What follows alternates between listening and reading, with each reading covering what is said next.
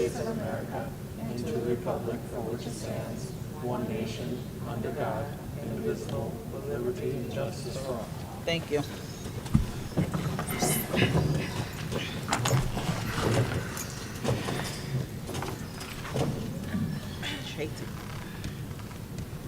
Mark DePace, Here.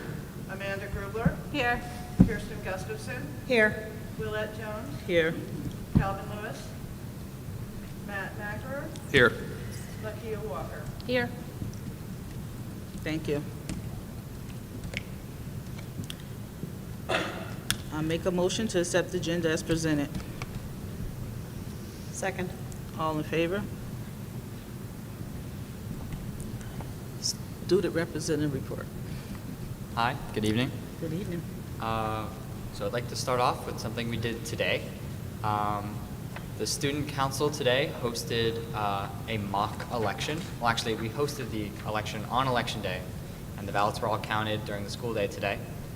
Kamala Harris won by around 40 votes. And yeah, it went well. Nice. I think pretty sure we had very good turnout. I think we had a total of like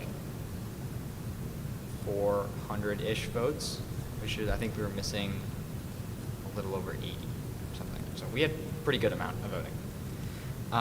Also today is the last boys varsity football game. It's going on right now.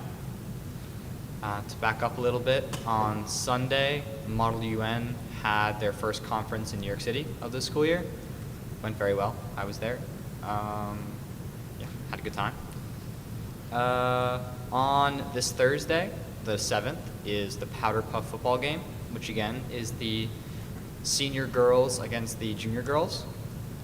They've been practicing quite a bit. And on the 23rd of November is a volleyball tournament hosted in collaboration between Varsity Club and National Honor Society. So if you want to sign up, I'm pretty sure you have to contact Miss Flint. I don't know the exact details on that. Also coming up are the auditions for our musical. Our musical was decided to be Annie. The auditions are between the 19th and 21st of November from 2:45 to 5 p.m. There's instructions. If you get the parent portal or whatever the emails are, then you can see the instructions on the auditions. Oh yeah, also today, the Hudson High Wind Ensemble was invited to play at High and Mighty Farm for a Veterans Day breakfast. We marched around and played the Star Spangled Banner and a couple of Army hymns and songs. It was a lot of fun. That was set up by Miss Schmidt and the Kindness Club. She teaches life skills, and they go over there, I think, every Wednesday. So, yeah, that's it. Thank you. Very cool. Thank you very much.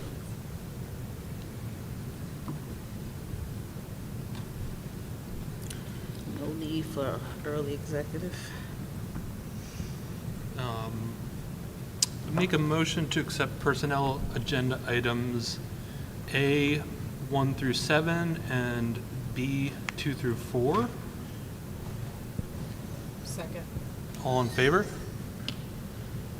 And then make a motion to accept personnel agenda item B1. So I'm going to recuse myself from that item. I'm also going to recuse myself from that one. Second.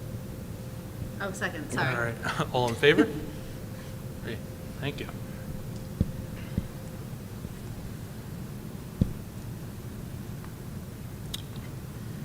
Okay, public forum.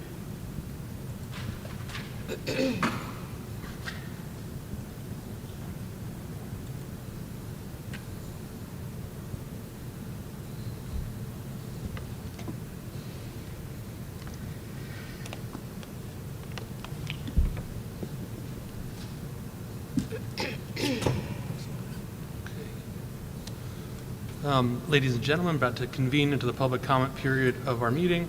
Although state law does not require us to hold a public comment period, we have chosen to do so because we believe it's crucial for us to hear from our community members about their concerns and issues.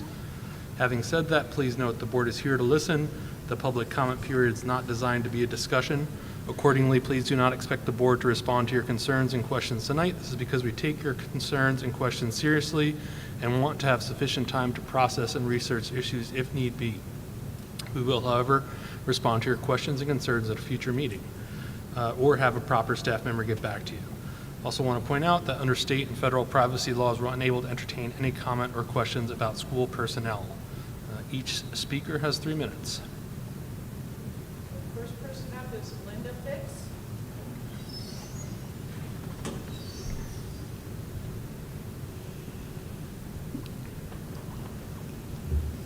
Hello, board members. My name is Linda Fix, and I'm here to make sure that you and the public are aware of an extremely important issue of food insecurity in our community.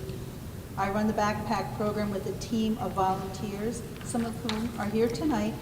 This project has been in effect since 2010. Every week our team meets to pack up groceries from the food bank. We get a delivery once a month from the food bank. We currently pack these bags at the junior high school every Thursday morning. We also get generous community donors to make sure that the elementary school family that needs it has food for the weekends when our students don't receive breakfast and lunch. We pack each bag with easy-to-prepare items, which always includes 2 breakfast items, like cereal, oatmeal, or instant pancake mix, 3 entrees, like soup, peanut butter, and jelly, or pasta dish. We also put in fruit, canned vegetables, and even some snacks like granola bars, pudding, or crackers. Every other week, we supply the bags with egg and milk cards from stewards. The recipients of this program are kept confidential and is decided by the teachers and Jason Hanley. Last year, we served 55 families from our elementary school, and we know that especially in times like these, more and more families benefit and depend on our program.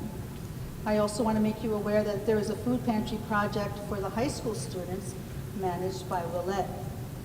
We do not use any district funds for this program, so we are incredibly fortunate to have amazing donors like Richard and Therese Abaticola, the Elks Club, Hudson Correctional Facility, Columbia Children's Foundation, and Rhinestrom Hill, and many individual donors throughout our community.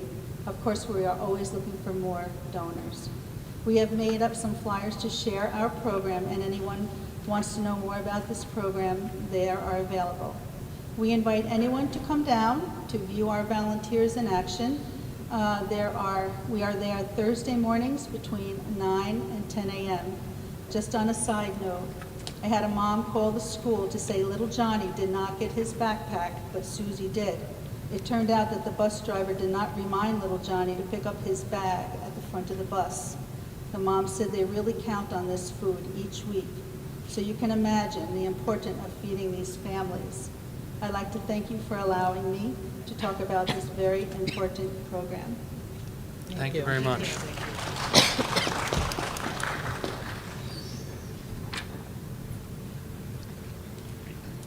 Kathleen Clark.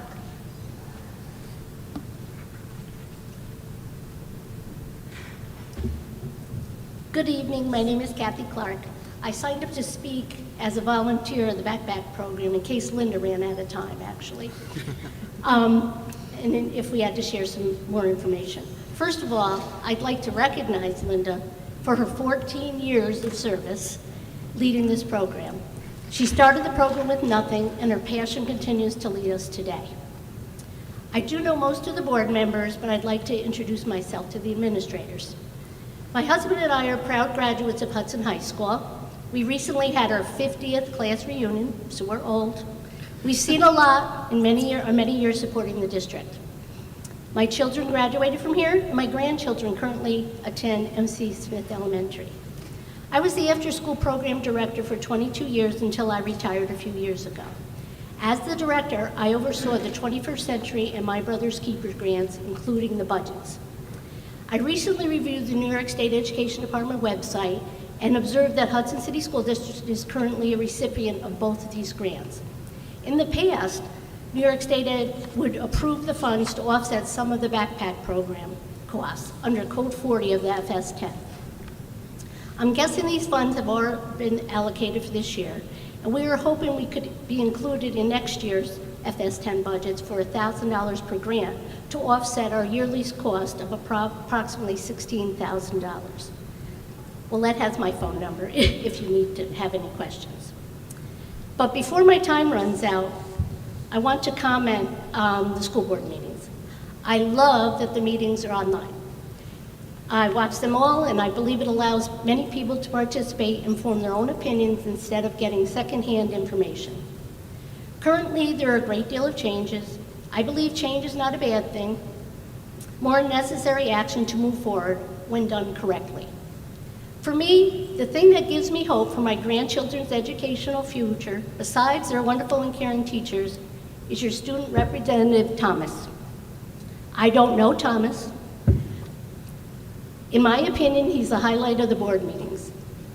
He gives informative updates on the students' thoughts and needs. He listens to all the presentations and gives valuable feedback. He is well-rounded and appears to represent all students. In my experience, when you listen to the students, tend to their needs, and gain their respect, everything else falls into place. Congratulations and keep up the good work, Thomas. Thank you for your time. Thank you.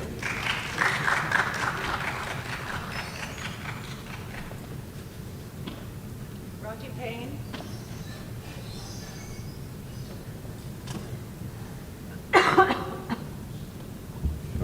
Good evening, everyone. I'm Rocky Payne. I wear a lot of hats, but most importantly, school counselor.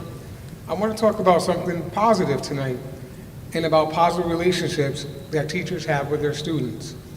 And I'm going to talk more specifically during my time as a mentor for the My Brother's Keepers Fellows. I had the opportunity to serve as a mentor in 2018 and last year. And what was so unique about it was that these young men had a chance to engage in leadership activities across the state. And their teachers were very supportive of the times that they would have to go to trainings, they'd have to go to sessions.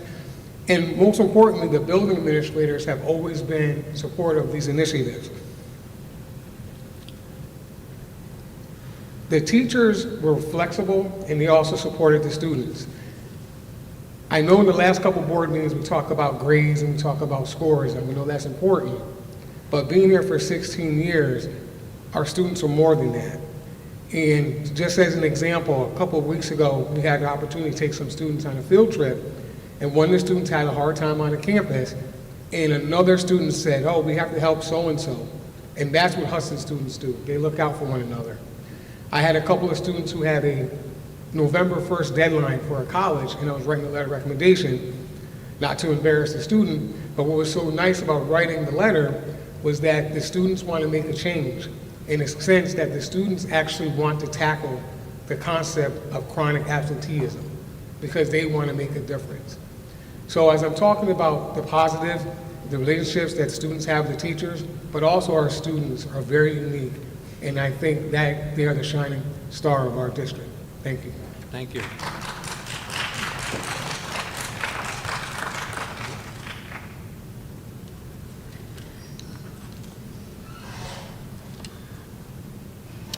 Okay, superintendent's update.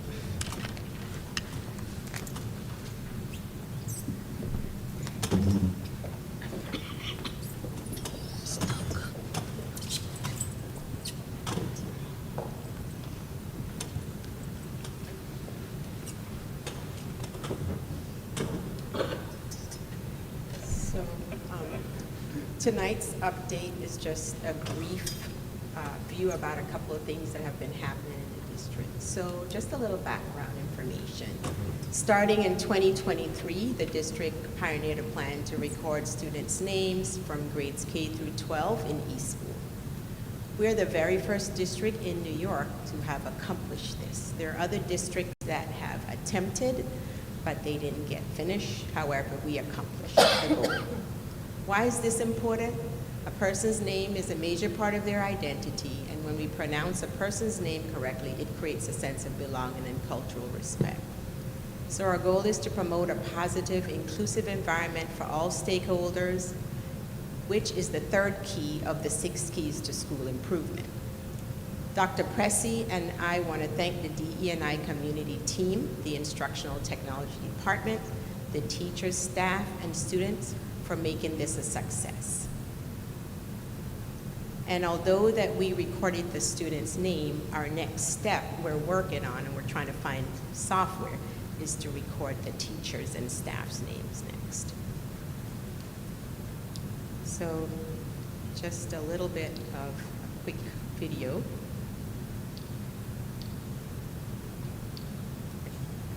You really don't need the video. It's just a couple of minutes. Let's see. Okay, there we go. It is very important that we learn how to pronounce our students' names. Our students, their name is the first thing we learn about them. It's how they're identified. It's a part of them. So it's very important and meaningful and purposeful that we know how to pronounce each and every student's name in this district.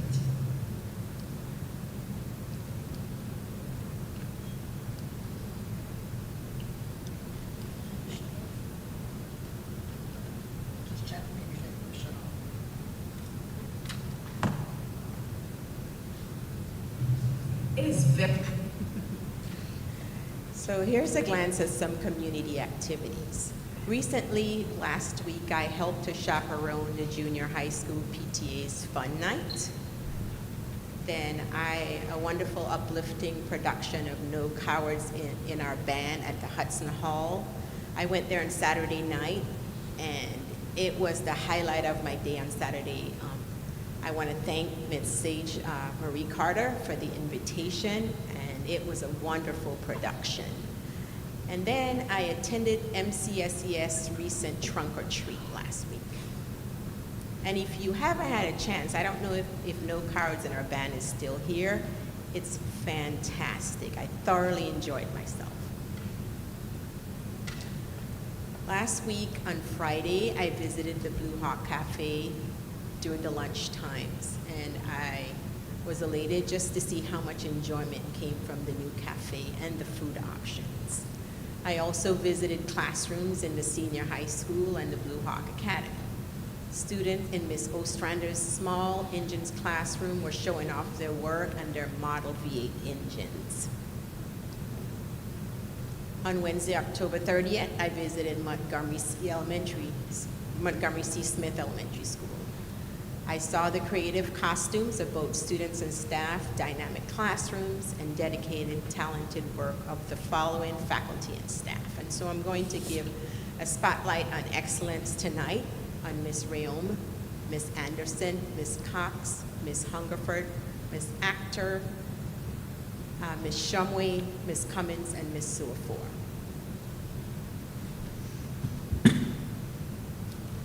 Then on Superintendent's Conference Day, which was the 31st, we held our second Superintendent's Conference Day of the 24-25 school year. Involved were admin staff and faculty. We all spent the day focusing on professional development and collaborative endeavors. And we also had our maintenance department, facilities department. It was just an entire district professional development day, and it went very well.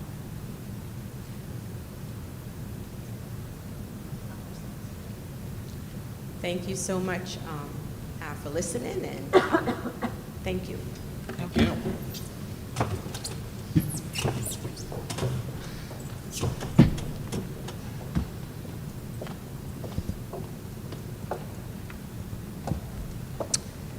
Okay, I'd like to make a motion to approve consensus items A through L. Second. All in favor?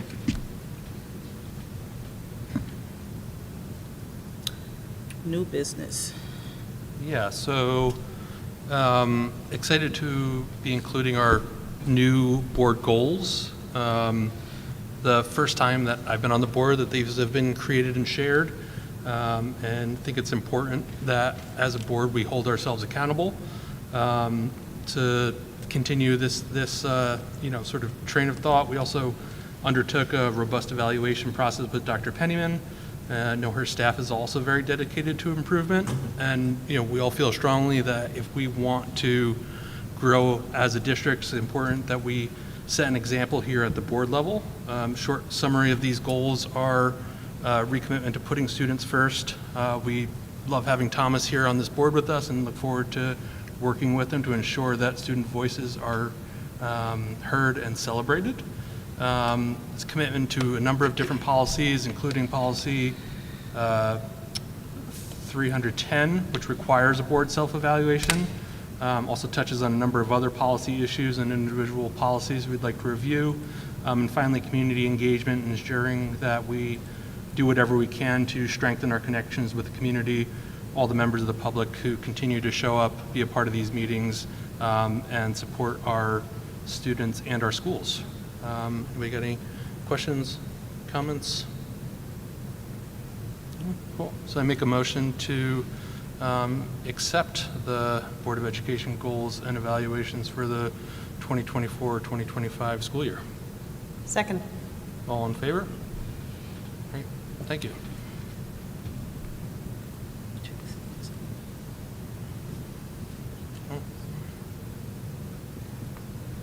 Okay.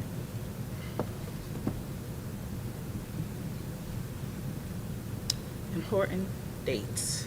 The following dates are November 19, 2024, Policy Committee meeting, High School Library at 5 p.m.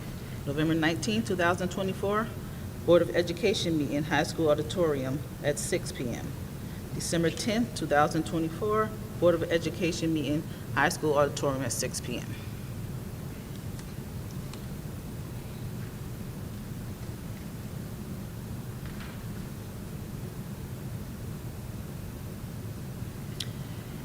Okay.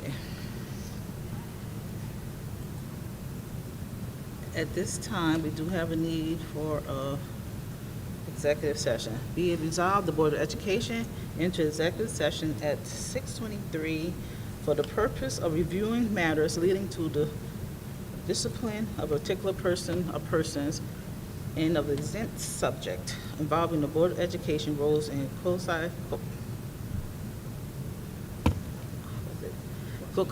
quasi-judicial proceeding.